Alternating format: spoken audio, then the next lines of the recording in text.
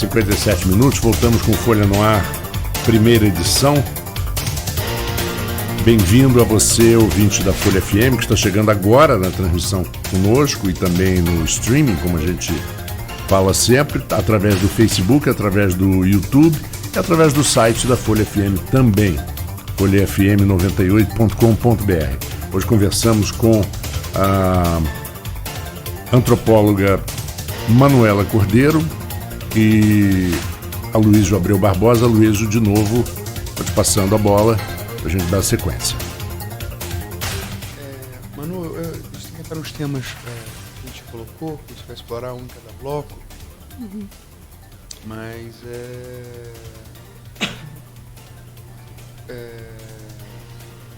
eu vou aqui registrar, você falou do IFE, eu vou registrar a participação de uma historiadora que até concorreu ao diretor do Campus Centro.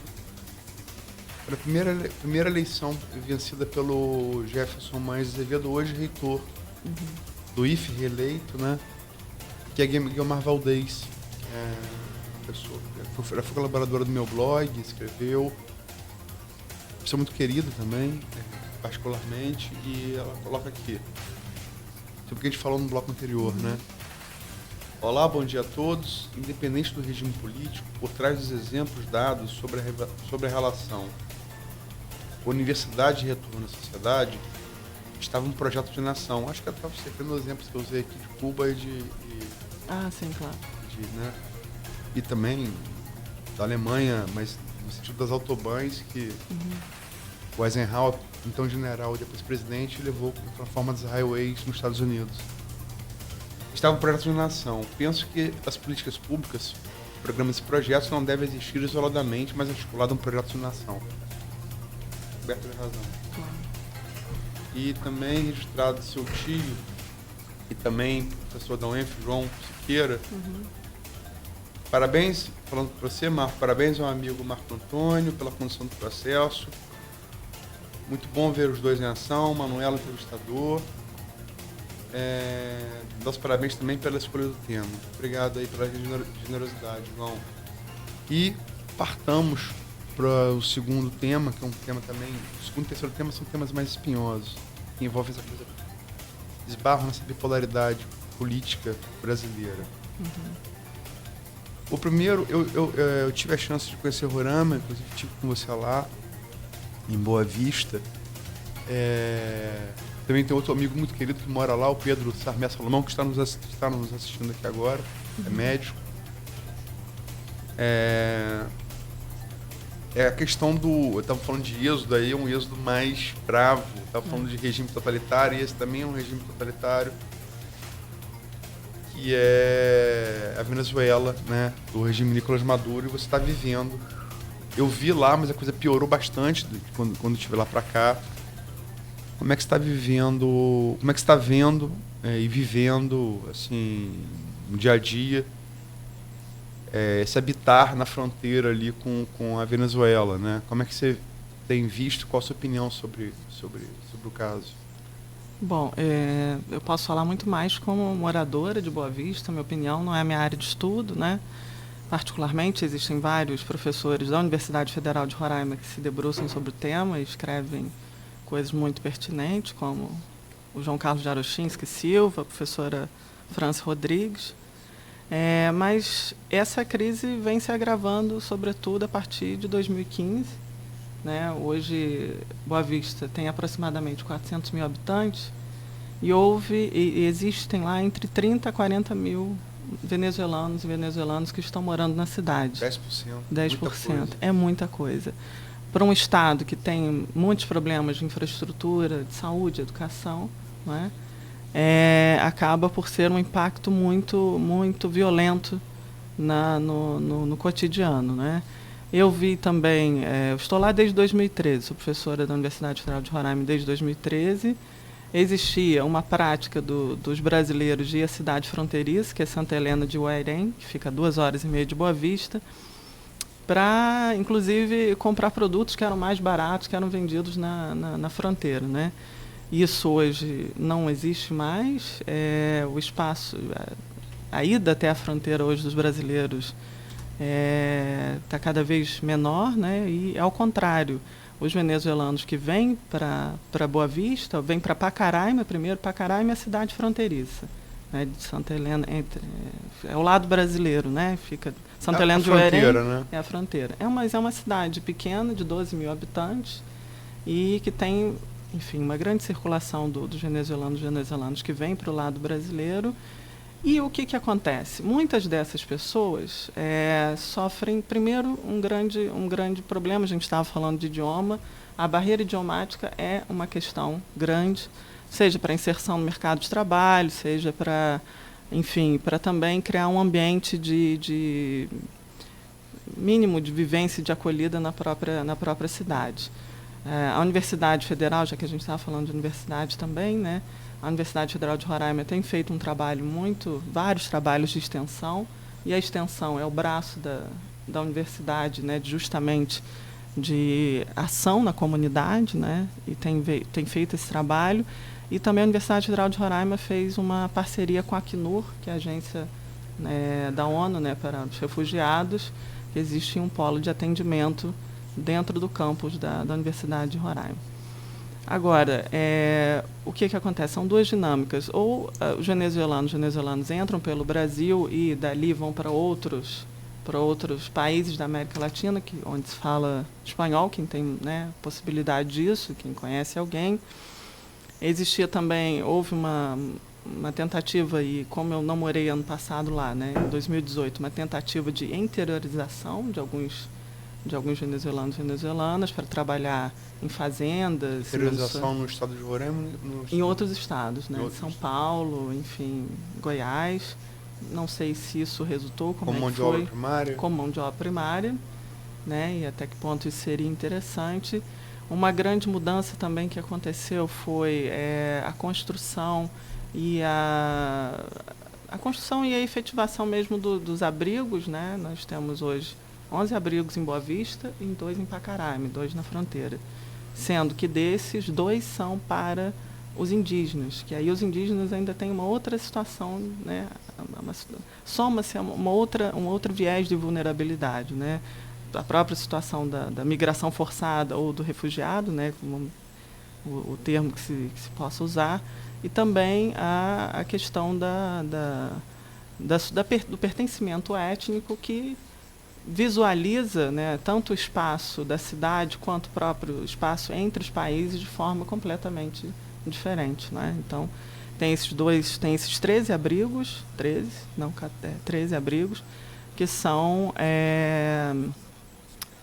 organizados pelas Forças Armadas e pela agência Forças Armadas Brasileiras, pela agência o Alto Comissariado para os Refugiados, a Acnur, se eu não me engano, é esse o significado da ONU, o significado da sigla, né? Só que existem, assim, minha opinião, né, existe uma grande xenofobia dos roraimenses em relação aos venezuelanas, né?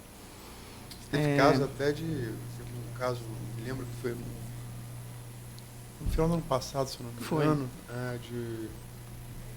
parece que a história teria começado com até na cidade Pacaraima, que um venezuelano teria assaltado um brasileiro, e aí, a partir dali, eles invadiram o acampamento, e a coisa, se o exército não estivesse ali, a coisa podia ficar muito ruim. Não, a coisa ficou péssima na fronteira. Não, mas podia ficar muito pior, né? Ah, sim. Eles invadiram e expulsaram. Não só expulsaram, atearam fogo nos pertences dos venezuelanos, agrediram os venezuelanos.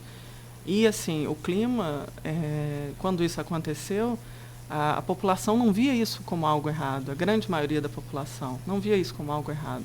Via isso como uma solução, porque já tinha se pedido muito, e isso, né, foi até o que foi noticiado e que se ouvia nas ruas, né?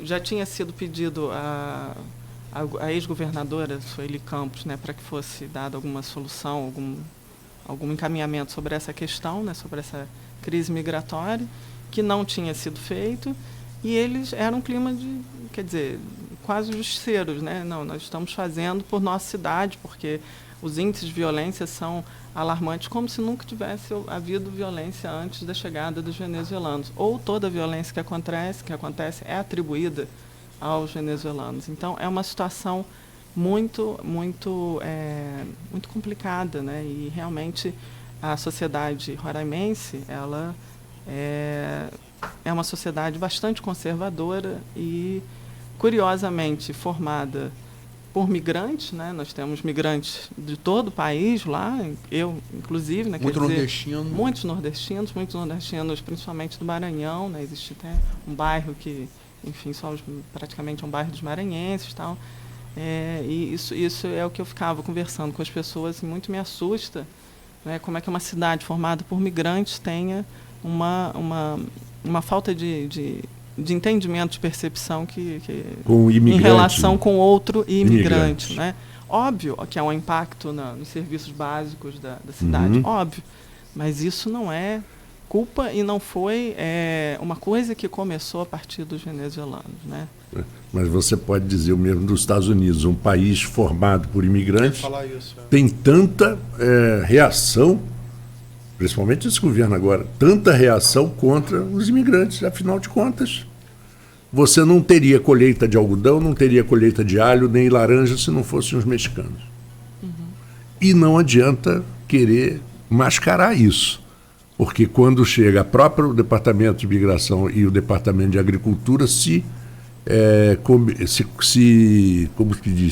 como se fosse um código entre eles, libera a entrada porque está chegando a hora da colheita. E depois endurece, entendeu? É um fenômeno que não é novo. Não, humana, imagina. Nós somos, embora hoje estejamos sedentários, nosso espírito é nômade, né? O espírito muito. do nomadismo. Mas eu me lembro de, logo no começo da República, nos Estados Unidos, eu me lembro de ter lido um artigo publicado por Benjamin Franklin, um dos pais da República Americana, em jornal, e ele falando da preocupação dele com a perda da identidade anglo-saxã ou britânica, que é a organização básica dos Estados Unidos, com a grande migração de alemães. Né? Benjamin Franklin é um cara de progressista, sobretudo para a época, né? Quer dizer, é um problema que você vai pesquisando, ele sempre aconteceu, ele não é uma novidade, né? Ele sempre esteve presente. Agora, como é que você, Manuela, avalia? Eu conheço você pessoalmente há algum tempo, sei que você é progressista, é uma pessoa de formação política de esquerda. Mas como é que você avalia o regime venezuelano? Eu falei regime autocrático, você fez fez um senão. Como é que você encara o regime? Qual a sua avaliação? Bom, essa é uma avaliação pessoal. Sim, né? lógico. É uma avaliação que não tem nenhuma orientação de filiação partidária nenhuma, né? E eu acredito que, pelo que leio e pelo que vi por meio dos venezuelanos que conheci, o regime de Chávez foi um regime que ofereceu muitas oportunidades para as pessoas que viviam na Venezuela, né? Sobretudo também com a proximidade que eu tenho com investimento em cultura muito interessante, em cultura popular. Isso é algo acho que é um ponto importante a ser celebrado. No entanto, minha opinião pessoal, isso vem se descaracterizando com o governo do Maduro. Ele vem se descaracterizando cada vez mais e chegou a um nível onde você percebe que existe todo esse êxodo, né, que não é um êxodo, né, é uma migração forçada, né, quer dizer, não estão sendo de lá à toa, né? Exatamente, né, que são em condição de refugiados. Eu, particularmente, acredito que não é possível, não é nem defender, mas tecer algo bom sobre isso, né? Existe um limite, né, e a gente está vendo na miserabilidade humana que isso aconteceu. Acho que era um regime que começou de uma forma interessante, que se desvirtuou a partir de Maduro. Essa é a minha posição.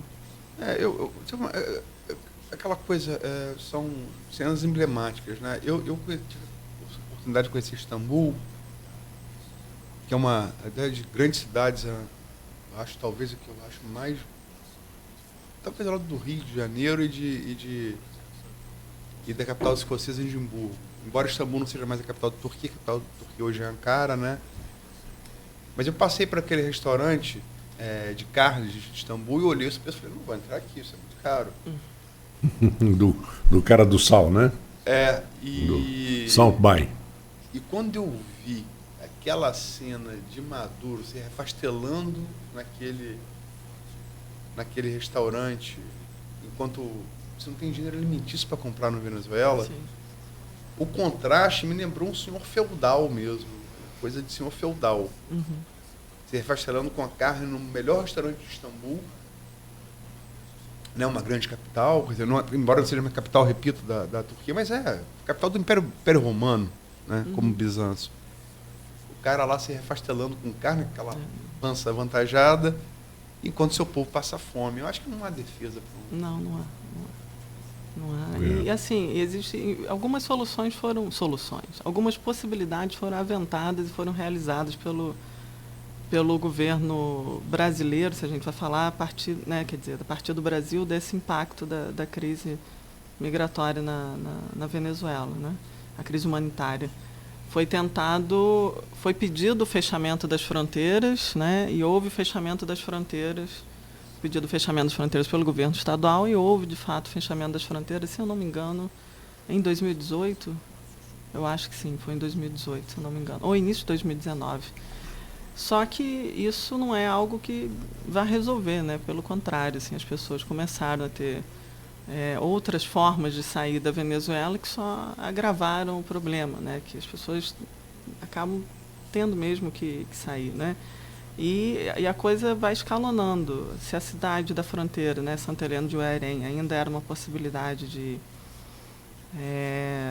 tanto de compra de alimentos que era mais barato do que dentro né, se fossem outras cidades mais adentro da Venezuela, hoje isso nem na fronteira tem essa questão. Então, muitos venezuelanos permanecem em Boa Vista, né, e aí no mercado informal e enfim, né, solicitando empregos, pedindo emprego nas ruas, trabalhando como pedreiros, eu ia falar empregado de mesa, né? Empregado de mesa é um termo português, né? Como garçons, tal, não sei o quê. E para justamente ter a possibilidade de ganhar ter esse dinheiro e levar comida para a família que está na fronteira, né? Enfim, ficar nessa ida e volta. Acho que o Marcos daqui a pouco vai querer fazer um intervalo. Eu queria te perguntar, antes, ele tem esse grupo que o Marcos se referiu aí, do blog, do programa, do WhatsApp, e também um educador como você, professor universitário, Elias Rocha Gonçalves, uma pergunta, acho interessante, embora uma falha minha, talvez ela tivesse mais a ver com um bloco anterior, mas eu vou fazer a você.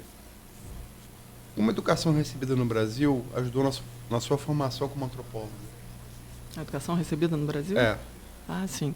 Bom, a minha formação, como a gente tinha falado, né, fiz a graduação em Ciências Sociais na UENF, fiz um mestrado na Universidade Federal Rural do Rio de Janeiro, né, no programa de Ciências Sociais em Agricultura e Desenvolvimento da Sociedade, e fiz doutorado no Museu Nacional, no programa de Antropologia Social.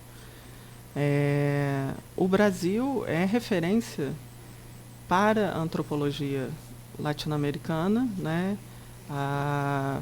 Eu atualmente, e aí só um parênteses, atualmente tenho o prazer de fazer parte da diretoria da Associação Brasileira de Antropologia, que é uma associação que foi fundada em 1955, e é a mais antiga de ciências sociais no país, e tem uma atuação em defesa dos direitos humanos, em defesa das minorias, que é bastante importante, não é?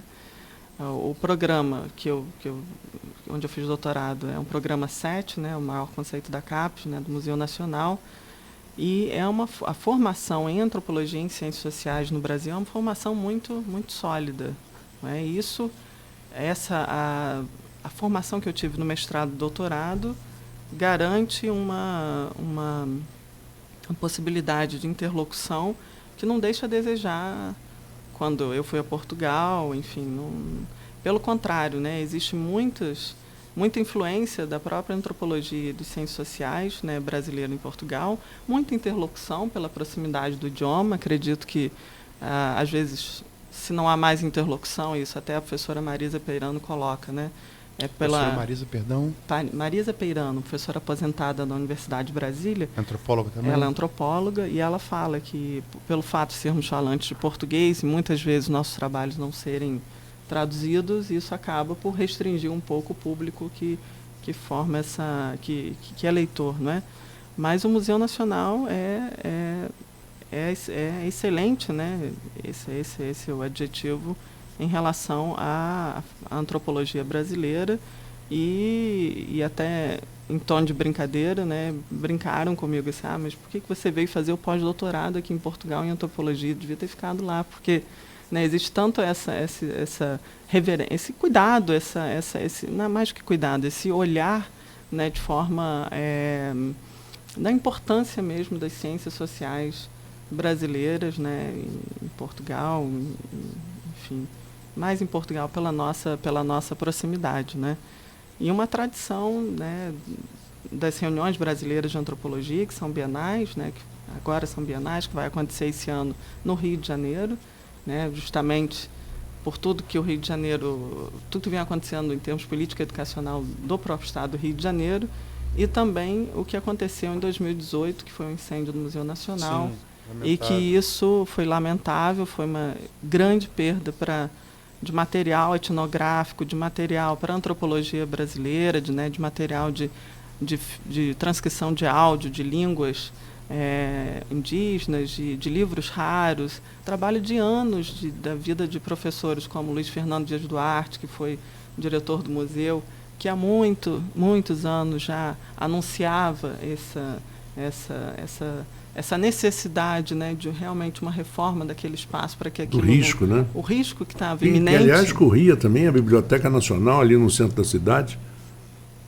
Imagina a quantidade de livros, a quantidade de material inflamável que tem. Exato. Se você não der uma manutenção, você não tiver uma questão elétrica muito ajustada, gente, é um barril de pólvora. Isso é o mínimo, né? É o mínimo. E a primeira instituição científica do Brasil, quer dizer, se a gente não tem um cuidado com a ciência nesse nível, é surpreendente, né? E não só uma perda para a antropologia, mas os programas que estão lá, né, de botânica, de zoologia, enfim, isso foi uma grande perda e foi uma comoção mesmo e aí, no caso, estou falando para a antropologia brasileira. Então, faz todo sentido que a reunião brasileira de antropologia aconteça agora em julho, no Rio de Janeiro. Marco, o intervalo, eu vou pedir para você no intervalo. Tem uma pergunta feita no grupo pelo Marco Barcelos, odontólogo, certo, cirurgião dentista, e tem uma resposta em áudio do Brandi, secretário municipal de educação, colocou. Temos aqui. E o Cláudio colocou. Quando voltar no intervalo, eu vou ler a pergunta do Marco. Perfeito. Você coloca a resposta do Brandi e deixamos para análise de uma educadora. Claro. Pergunta e resposta. Ok, tá pode ótimo. ser? Tá bom, perfeito. Vamos ao intervalo então, voltamos dentro de instantes com o Folha no Ar, primeira edição.